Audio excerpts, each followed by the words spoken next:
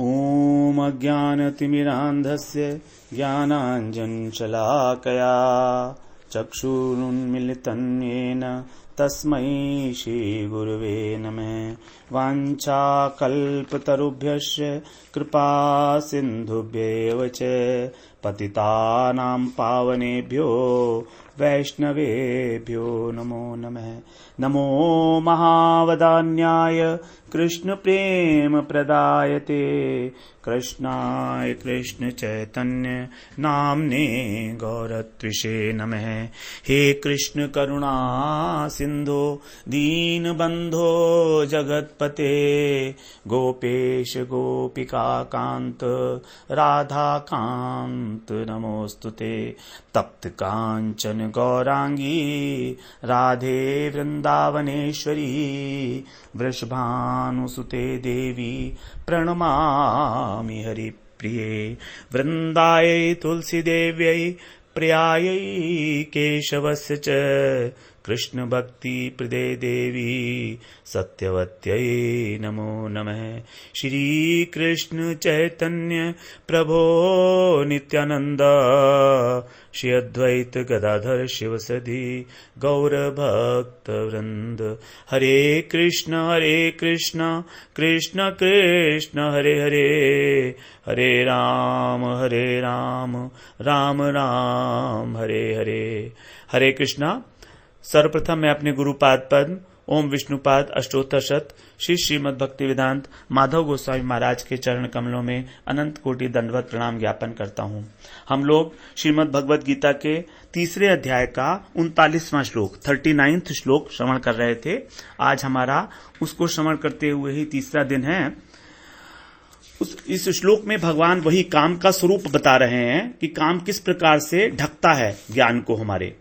तो इससे पहले उन्होंने दृष्टांत दिए थे, 3 दृष्टांत दिए थे, और अब यहां पर काम के रूप में और अधिक उसकी विशेषता बता रहे हैं, उसका विशेषण। तो यहां पर क्या बता रहे हैं? आवृतम ज्ञानमेतेन ज्ञानिनो नित्यवैरिणा काम रूपेण कौन्तेय दुष्पूरेण नलेन च। काम कैसा है? हमारे ज्ञान को आवृत कर लेता है। कैसे आवृत कर रहा है ये तो पहले बता दिया 38वें श्लोक में भगवान ने। ज्ञानिनो नित्य वैरिणा, और जो ज्ञानी लोग हैं उनका नित्य बैरी है। अर्थात तत्व ज्ञान को अगर हम प्राप्त करना चाहते हैं तो ये हमारा बैरी है, क्योंकि ज्ञान ढक गया है ना हमारा। और काम रूपेण कौन्तेय, और काम के रूप में अनेक अनेक प्रकार से। काम के अलग अलग रूप क्या है? काम है, राग है, वासना है, स्पृहा है। इस प्रकार से काम के अलग अलग रूप बताए गए थे। तो काम अलग अलग रूपों में हमको कैसे करता है? अनलेन च, अग्नि की भांति, जो दुष्पूरेण है, जिसका कभी भी पूर्णता नहीं होती है। तो इस प्रकार से जो दुष्पूर अनल है, मानी जिसकी कभी भी तृप्ति नहीं होती है, उस प्रकार से हमारे ज्ञान को ढक लेता है ये काम। अब यहां पर बताया ज्ञानिनो नित्य वैरिणा। तो यहां पर तीसरी बार, अभी तक तीसरी बार भगवान कह रहे हैं कि काम जो है आपका शत्रु है हम लोगों का।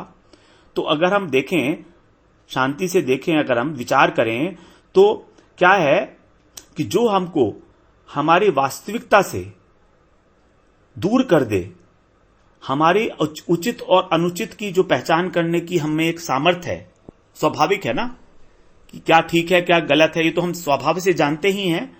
तो ये जो समाप्त कर दे, अर्थात हमारे विवेक को ढक ले और हमको गलत काम में लगा दे, पाप में लगा दे, तो वो कौन है? वो कौन होगा? हमारा लोक भी खत्म करेगा, परलोक भी खत्म करेगा।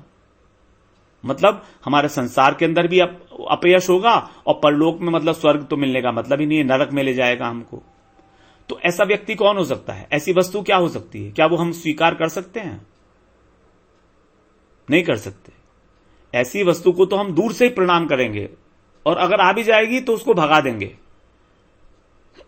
अगर अनइनवाइटेडली आ भी गई तो हम किसी प्रकार से चाहेंगे कि इससे हमें छुटकारा मिल जाए, क्योंकि वो तो हमारा नुकसान ही करेगा ना।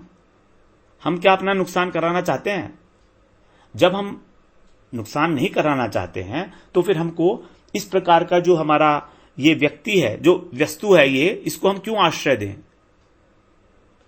इसी को शत्रु कहा गया है। इसीलिए काम को शत्रु कहा गया है कि वो हमारा शत्रु ही है, जो हमको पाप कर्म में लगाए, हमारा लोक और परलोक बिगाड़ दे, हमारा अपमान कराए, हमारी उचित अनुचित की पहचान को समाप्त कर दे, हमारी शांति भंग कर दे, वो शत्रु ही तो है हमारा।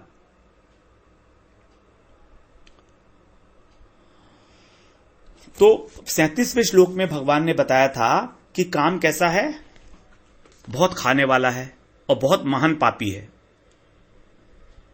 दो बात बताई थी ना, एक तो खाने वाला है, बहुत महाशन है, और महापापी है।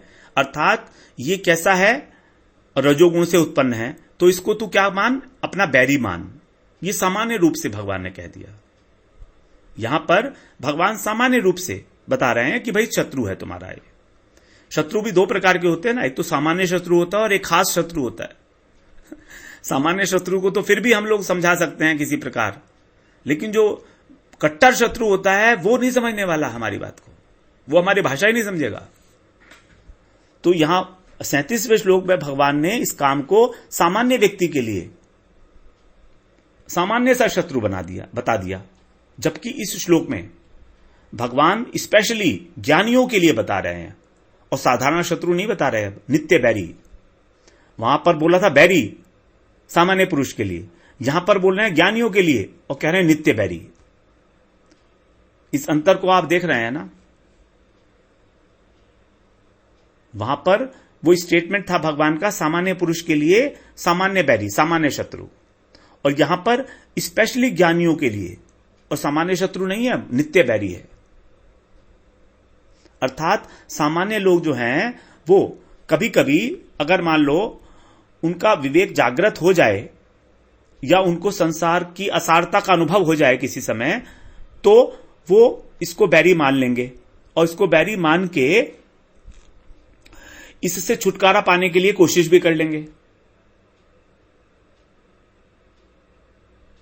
सामान्य पुरुष है ना। लेकिन जो भोगों में आसक्त हो गए हैं अज्ञानी लोग, उन लोगों के बारे में क्या है विचार। जब ये ज्ञानियों का बैरी है तो इसका मतलब क्या हुआ, अज्ञानियों का मित्र हो गया बाय इंप्लीकेशन। अगर कोई व्यक्ति ए का शत्रु है और बी का मित्र है, और अगर मतलब हमारा जो शत्रु है ना, अगर काम जो है ज्ञानियों का शत्रु है, तो अज्ञानियों का वो क्या हो जाएगा, वो मित्र हो जाएगा। और हम ऐसा देखते भी हैं कि जो भोग में आसक्त लोग हैं वो लोग हैं अज्ञानी। उनको कामना मित्र के समान जान पड़ती है। उनको लगता है ये हमारा बहुत अच्छा दोस्त है, क्योंकि कामना होने से वो सुख की प्राप्ति हो रही है, उनको सुख मिल रहा है भोग में। और अगर हम इसको, जो हमारी सामान्य भाषा है, प्रचलित भाषा है, अगर हम उस भाषा में समझना चाहें तो हम कह सकते हैं कि अगर किसी व्यक्ति को कोई शौक नहीं है तो वो क्या सुख भोग पाएगा। ये एक ऐसा सेंटेंस है जो हम सुनने में आता है संसार में, कि अगर किसी व्यक्ति को कोई शौक नहीं है किसी भी प्रकार का, तो क्या सुख भोगेगा संसार में। उसका तो संसार में आना ही बेकार है, निरर्थक है। ऐसे लोग का मतलब क्या है कि शौक नहीं है का मतलब क्या है कि अगर उसकी कोई कामनाएं वासनाएं नहीं है, अंदरूनी इच्छा ही नहीं है, वासनाएं नहीं है, तो वो क्या करेगा, संसार में आया क्यों फिर। वो तो ये समझते हैं कि संसार सुख भोग की ही एकमात्र वस्तु है। कितना बड़ा भ्रम है जो हम लोग पाले हुए हैं अपने जीवन में। और ये किसी ना किसी अंश में हम सबके साथ ये एक बहुत बड़ी सच्चाई है, जिससे हमको सरल हृदय से, निष्कपट हृदय से स्वीकार कर लेना चाहिए। अगर हम अपनी बीमारी को स्वीकार ही नहीं करेंगे तो उसका इलाज क्या कर पाएंगे। इसलिए सबसे पहले तो उस बीमारी को स्वीकार करना जरूरी है। तो भगवान यहां पर पहले बीमारी को हमसे स्वीकार करा रहे हैं पहले, और जब स्वीकार करेंगे तब उसका उपाय सोचेंगे। दोनों काम भगवान कर रहे हैं यहां पर, वही काम हम भी कर रहे हैं। हम तो उन्हीं के शब्दों को ही तो समझने की कोशिश कर रहे हैं ना। तो ये जो बात है, ये बिल्कुल ही ऐसे व्यक्ति के मुख से ही निकल सकती है जो बिल्कुल भोग के अंदर पूरा डूबा हुआ है, तमोगुणी, महातमोगुणी है, असुर असुर है वो मनुष्य के शरीर में। ऐसे लोग पशु ही हैं। ऐसे कामम आश्रित दुष्पूरम, ये श्लोक सुना था ना, 16वें अध्याय का था, 10वां श्लोक। उन्होंने काम का आश्रय ले रखा है पूर्ण रूप से। तो यद्यपि वो जो अज्ञानी है, जिसने काम का आश्रय लिया है, वो भी ये जानता है कि अंत में इस कामने से उसे दुख मिलेगा, कहीं ना कहीं उसके अंदर ऐसा आभास है, लेकिन फिर भी वो उसे स्वीकार नहीं करता। अगर वो गलत काम करेगा तो जेल में जाएगा, ये तो उसको है आभास, लेकिन उसे स्वीकार नहीं करता। वो कहता है नहीं नहीं, मैं नहीं जाऊंगा जेल में, और लोग चले जाएंगे, मैं बच जाऊंगा। मैं इसका अगर हिंसा कर देता हूं व्यक्ति की तो मैं बच जाऊंगा, भाग जाऊंगा, मैं इतना कैपेबल हूं, पुलिस मुझे नहीं पकड़ पाएगी, और लोगों को तो पकड़ती है, मैं बच जाऊंगा। ये भी एक अजीब सा घटना है कि इस केस में क्या हो रहा है कि जो उसका ज्ञान है, सामान्य ज्ञान, वो भी आवृत हो चुका है, पूरा सामाजिक ज्ञान भी आवृत हो गया है, जानबूझकर वो गलत काम कर रहा है। इस तरह का व्यक्ति, जैसे उसे पता है कि जब वो रोगी हो जाएगा या उसकी इंद्रियां शिथिल हो जाएंगी, वृद्धावस्था में वो भोग नहीं कर पाएगा, तो भी वो इसके बारे में विचार नहीं करता। उसे पता है कि उसको भी शोक दुख मिलेगा इन्हीं कामनाओं की कारण, और मरने के बाद भी हो सकता है उसको अनंत काल तक नरक में यातना भोगनी पड़े, तो भी उसकी, क्योंकि विवेक शक्ति बिल्कुल खत्म ही हो गई है, तो वो कामना को अपना बैरी मानता ही नहीं है, वो उसको नित्य मित्र मानता है अपना, कि ठीक है। तभी इस व्यक्ति को कहा गया है कि उसके अंदर चेतना का विकास, मनुष्य होते हुए भी चेतना का विकास ही नहीं है। अगर चेतना का विकास होता तो वो अपनी मुकुलित अवस्था से ऊपर उठता। चेतन की 4-5 अवस्थाएं, आच्छादित चेतन, संकुचित चेतन, मुकुलित चेतन, विकसित चेतन और पूर्ण विकसित चेतन। तो जो अभी मनुष्य है, इसको मुकुलित चेतन कहा गया है, क्योंकि इसमें संभावना का द्वार खुलता है कि वो विकसित भी हो सकती है और वो संकुचित भी हो सकती है। अब अगर मुकुलित चेतन अपने दुराग्रह के अंदर, ये दुराग्रह ही कहा जाएगा, दुराग्रह का मतलब है अपने गलत आग्रह में कि मैं संसार के सारे सुख भोग लूं, मैं सुखी हो जाऊं, सबसे ज्यादा सुखी, सबसे ज्यादा धनी मैं ही होना चाहिए, ये दुराग्रह है। तो अगर इस दुराग्रह का आश्रय लेता है वो, और भगवान को मानता ही नहीं है, निरीश्वर है, नीति शून्य है, सामाजिक नियमों को भी नहीं मानता, उनकी अवहेलना करता है, तो ऐसा व्यक्ति नरक में तो जाएगा ही जाएगा, और नरक में जाने के बाद फिर उसको पशु योनि ही मिलेगी, क्योंकि उसने मनुष्य जीवन पाकर भी कोई भी ऐसा कार्य नहीं करा जो मनुष्योचित हो, मनुष्य योनि के अनुरूप हो। अब जब उसने मनुष्य योनि के अनुरूप कोई काम ही नहीं किया, तो उसको मनुष्य योनि क्यों मिलेगी? उसको तो पशु योनि ही मिलेगी, क्योंकि वो तो पशुवत काम कर रहा था। तो भगवान सोचेंगे ठीक है, ये तो मनुष्य होकर भी पशुवत कर रहा है, तो क्यों ना इसे पशु ही बना दें, जिससे कि उसको और अच्छे तरीके से भोग सके। इसीलिए वो काम को भी अपना बैरी नहीं मानता, अज्ञानी लोग। जबकि ज्ञानियों के लिए क्या है, ज्ञानी कौन है? जिनकी विवेक शक्ति जागृत है, वो लोग सत और असत विवेक करने में समर्थ हैं कि आत्मा क्या है, शरीर क्या है। यद्यपि अभी तक उनको अनुभव नहीं हुआ है इस बात का, जिज्ञासा मात्र है, लेकिन तो भी वो अपनी बुद्धि से ये मान सकते हैं कि ये जो कामना है ये हमारा नित्य शत्रु है, हमेशा हमारा शत्रु है। क्योंकि जिस ज्ञान को वो प्राप्त करना चाह रहे हैं, वो ज्ञान इसके द्वारा ढक जाएगा, प्राप्त करना ना करना बराबर हो जाएगा। क्योंकि ऐसे बहुत से ज्ञानी हैं जो कामनाओं के द्वारा आक्रांत रहते हैं, उनका ज्ञान प्राप्त करना और ना करना भी बराबर हो जाता है उस स्थिति में। इसीलिए क्योंकि वो उन्होंने कामना को शत्रु मानना छोड़ दिया।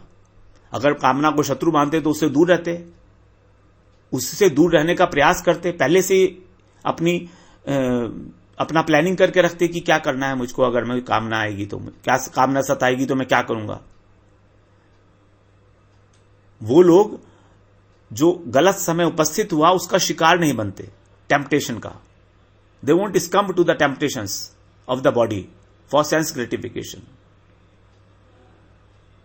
क्योंकि अल्टीमेटली संसार क्या है, सेंस ग्रेटिफिकेशन का एक स्थान ही है ये। और परमार्थ के पथ पे भी आगे बढ़ सकते हैं हम, इसमें दोनों ऑप्शंस हैं, लेकिन फिर भी हम लोग सेंस ग्रेटिफिकेशन के ऊपर ही ज्यादा जोर देते हैं कि हम अपनी इंद्रियों को कैसे पोषित कर सकें, कैसे उनको पोषित करने के माध्यम से हम उनको शिथिल ही कर रहे हैं। वास्तव में तो इंद्रिय तर्पण के द्वारा इंद्रियां पोषित नहीं होती हैं, इंद्रियां शिथिल हो जाती हैं, जिससे कि उन इंद्रियों के द्वारा भगवान की सेवा करना और भी ज्यादा मुश्किल हो जाता है, कठिन हो जाता है। क्योंकि इंद्रियां भगवान की सेवा तभी कर सकती हैं जब उनके अंदर एक अपनी सामर्थ्य होगी, उनके अंदर तेज होगा, अपना तेज नहीं होगा, उनके अंदर सामर्थ्य नहीं होगी, तो भगवान की सेवा में नहीं संलग्न हो सकती कभी भी। तो इसीलिए ज्ञानी लोग जो है ज्ञान प्राप्त करके भी इस कामना रूपी अग्नि से बचना चाहते हैं हमेशा। और कैसे बचते कैसे हैं कि इसको पहचान लेते हैं वो, क्योंकि उन्होंने शास्त्रों में, भगवत गीता में उन्होंने समझ लिया है कि इसके उत्पन्न होने की प्रक्रिया क्या है। जब वो प्रक्रिया को समझ गए तो राग द्वेष के स्तर पर ही इन लोगों को, इनको कंट्रोल कर लेते हैं काम को। जब वो राग है, राग का मतलब है केवल एक खिंचाव पैदा हो गया है उस वस्तु के प्रति, अभी उसने कामना को रूप नहीं लिया, क्योंकि उसके ऊपर ध्यान केंद्रित नहीं किया गया बार बार। तो प्रथम अवस्था में ही इसको रोकने का प्रयास करते हैं वो लोग। और अगर कामना बन जाए किसी कारणवश उनका वो राग, तो वो उस कामना को भी एक अपने रास्ते में बहुत बड़ा रोड़ा समझते हैं, रोड़ा, कि हम बहुत बड़ी मुश्किल में फंसने वाले हैं अब, क्योंकि मेरे अंदर भजन करते करते भी इस प्रकार की कामना पैदा हो गई, इसका मतलब something is wrong with me. यह अर्थ नहीं है इसका कि भजन ठीक से नहीं हो रहा है, अर्थ यह है कि मेरी विवेक बुद्धि धीरे धीरे ढकी जा रही है। जो पहले मेरा जोश था, ये जोश था मेरे अंदर कि मैं अपने को कामनाओं का शिकार नहीं होने दूंगा, वो जोश कम हो रहा है। तो इस प्रकार उनको ये आभास हो जाता है, और आभास उन्हें होते ही फिर वो अगर कामना उत्पन्न हो भी जाती है तो उनको बहुत चुभती है वो हृदय में उनके, कि क्यों हो गई। उन्हें अपने मन में ग्लानि अनुभव होने लगती है, भक्तों को स्पेशली, कि हमने भगवान की प्राप्ति का मार्ग चुना था, ठीक है, उसके बाद भी देखिए हमारी कितनी दुर्भाग्य है कि ये कामना हमको आज भी सता रही है। ये वो अपने को ही दोष देते हैं, वो किसी परिस्थिति या किसी वस्तु या किसी व्यक्ति को दोष नहीं देते हैं, वो स्वयं दोष, अपना दोष देखना, ये अपना दोष देखना ही भक्ति मार्ग में सबसे इंपॉर्टेंट है। भक्ति मार्ग में आगे बढ़ने का रास्ता ही है अपने दोष का दर्शन, न कि दूसरे के दोषों का। पर दोषानुदर्शनम नहीं, स्वदोषानुदर्शनम। उनको ये अपने ऊपर ही ग्लानि होने लगती है कि मैं इस वस्तु के प्रति पराधीन हो गया इसके। जैसे मान लीजिए एक साधक है, भक्त है, उसकी इच्छा हुई कि मैं मोबाइल खरीद लूं, तो क्या हुआ कि वो मोबाइल के पराधीन हो गया, उसके कंट्रोल में आ गया, क्योंकि वस्तु के अभाव में ही हमको उसकी पराधीनता का अनुभव होता है।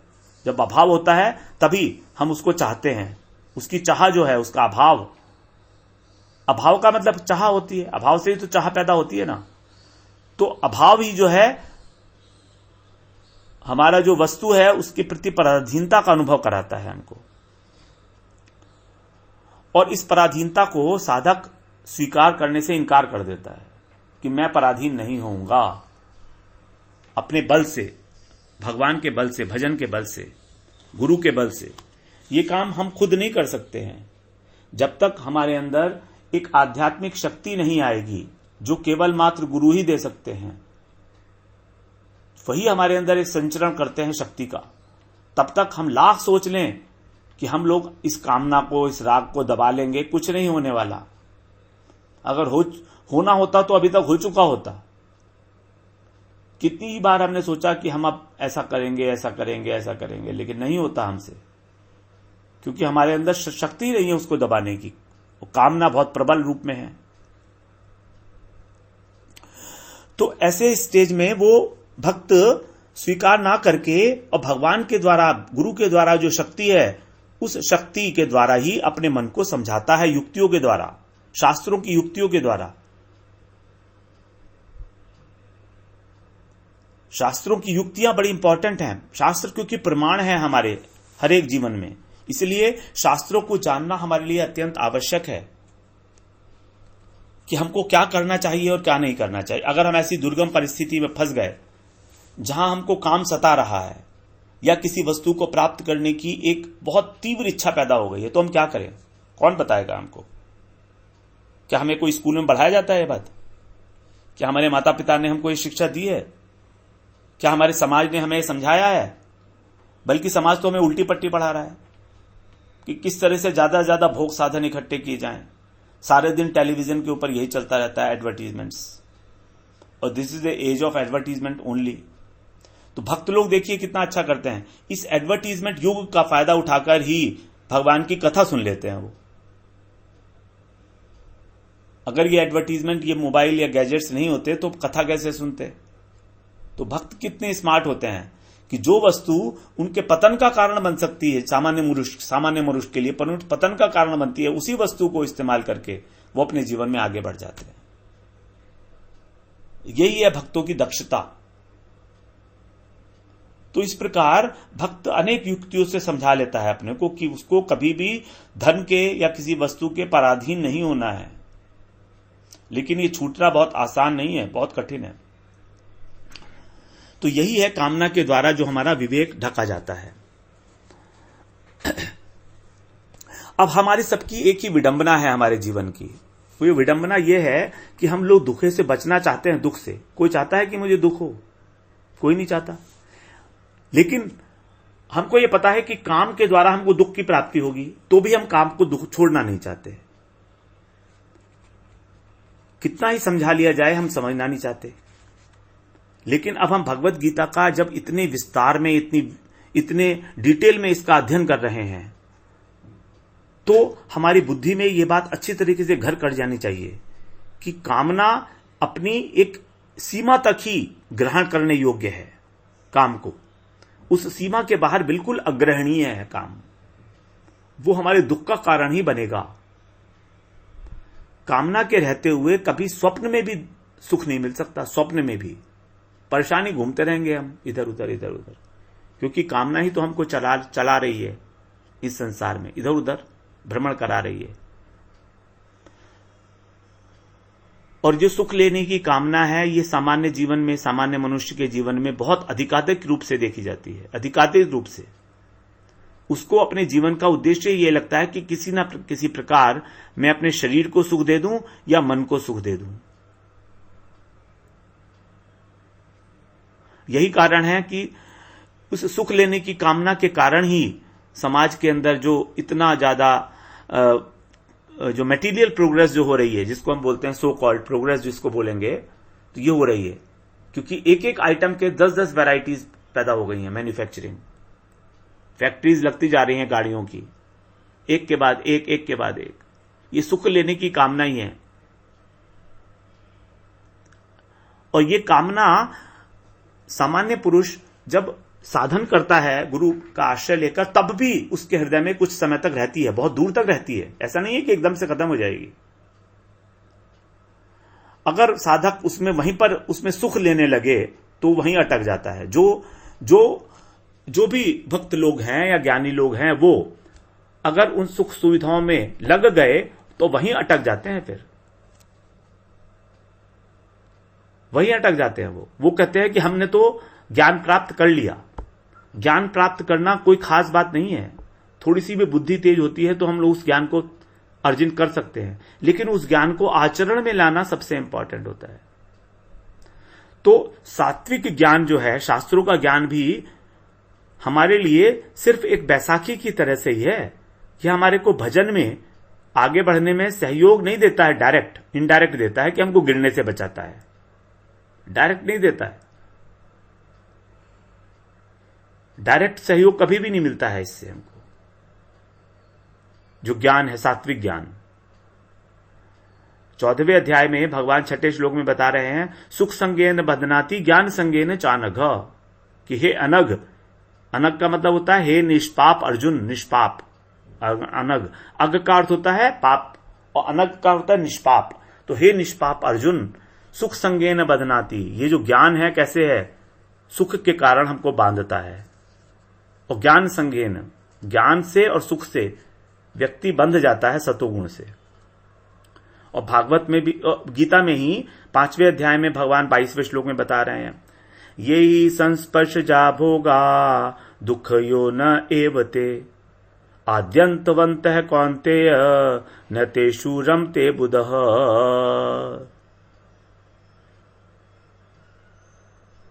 यहां क्या बता रहे हैं, ये ही संस्पर्श जा भोगा, अर्थात जो ये भोग हैं इंद्रियों और विषयों के संयोग से उत्पन्न संस्पर्श जा, तो ये यद्यपि सुख रूप भासते हैं, विषयी लोगों को लगता है सुख मिल रहा है हमको, लेकिन क्या बोल रहे हैं भगवान, होता है दुख योनिय एवते, ये दुख की योनि है, अर्थात दुख को देने वाले हैं, दुख की योनि अर्थात दुख को देने वाले हैं।